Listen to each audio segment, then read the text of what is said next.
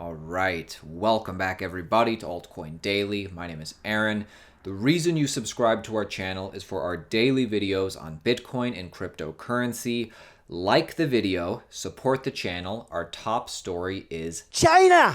China. China. China. China. China. China. China. China. China. China. China. Thank you. That's right, China. So we reported this is a different story from the China cryptocurrency story yesterday.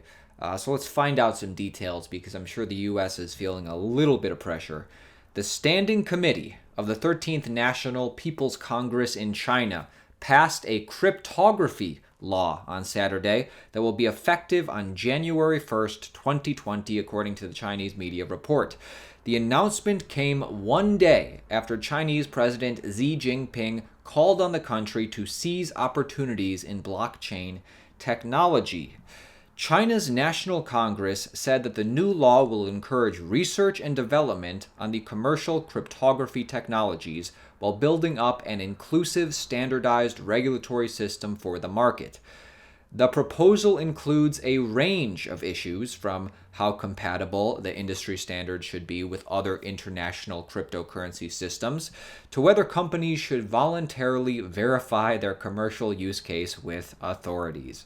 According to the Chinese Congress, the new law will also encourage nationwide educational efforts such as public exhibitions to promote cryptography among government officials, companies, and social groups.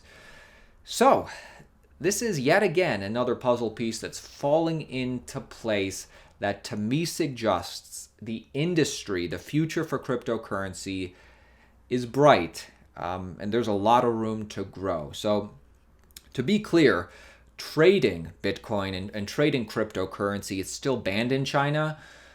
But based on something like this, I would bet that the Chinese government right now is either mining or they're accumulating Bitcoin in secret. And once they get what they perceive is a good enough head start, they're going to come out as Bitcoin supporters and Bitcoin hodlers.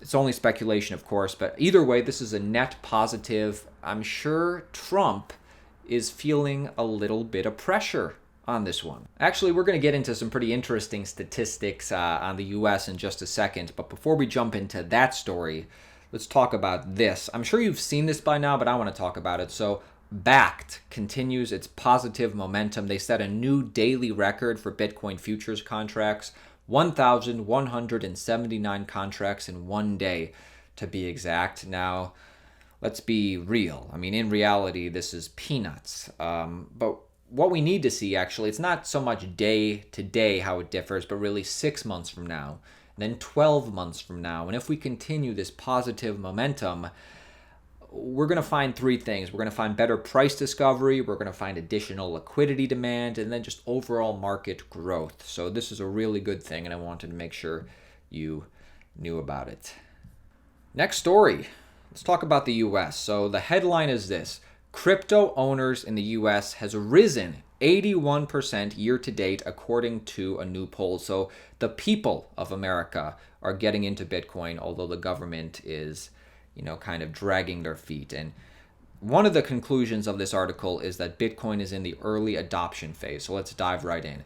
Although the United States is far from being pro-crypto, it is the country that has the largest number of cryptocurrency hodlers. Most notably, according to a study commissioned by Finder, the number of Americans owning crypto assets is rising.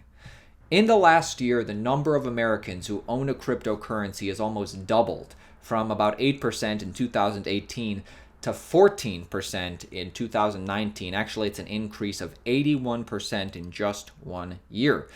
As a result, check this out, about 36.5 million Americans own some form of crypto assets. The profile survey also revealed that Americans holding crypto assets have an average of 5,447 in digital coins.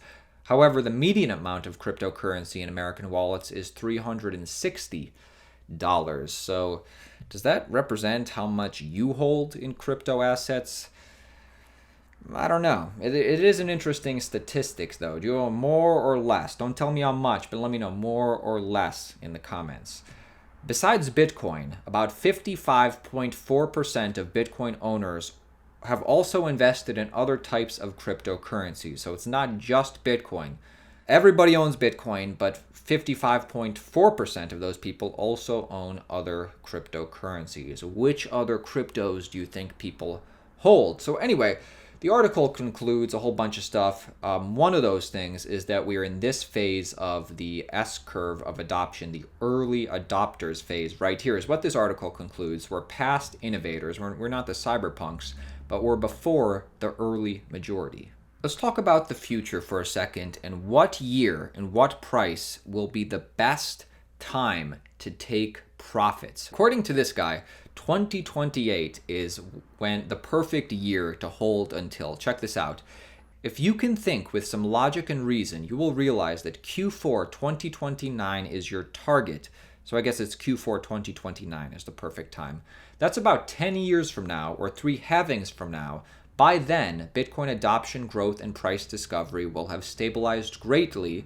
For instance, 98% of total supply mined, 3 more media cycles to bring Bitcoin into the mainstream, time for institutional smart money to trust the space.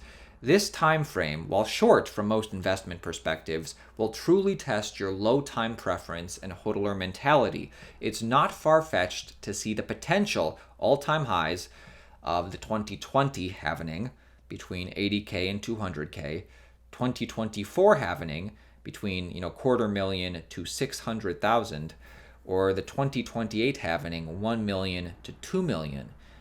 The question is, do you have the fortitude and the patience to ride this out? This person says, obviously. Is anybody planning to, hold out for, another 9 years? For me personally, I am planning to take some profits, obviously major profits at the next top. I think everybody is. But there's a portion of my Bitcoin that I'll never sell, just for something like this. Let's switch things up a little bit. I'm actually going to play you just a snippet of the recent Lil Bubble video from the crypto bubble. Now, I don't want to get caught for copyright, so I might slow this down or speed this up. But check this out. I'm going to leave a link to this whole video in his channel. The crypto bubble, Lil Bubble, is on fire. Check this out. All the small caps, shit coins, low sats. I'll take all my Bitcoin and I'll buy. Always, I know, buy high and sell low. Watching, waiting, capitulating. Savings up, I will not hold another shit coin till all time low. We're going to actually finish now with, I wanted to show you another clip from the Mark Zuckerberg hearing for Facebook's Libra cryptocurrency. And this is from Ohio.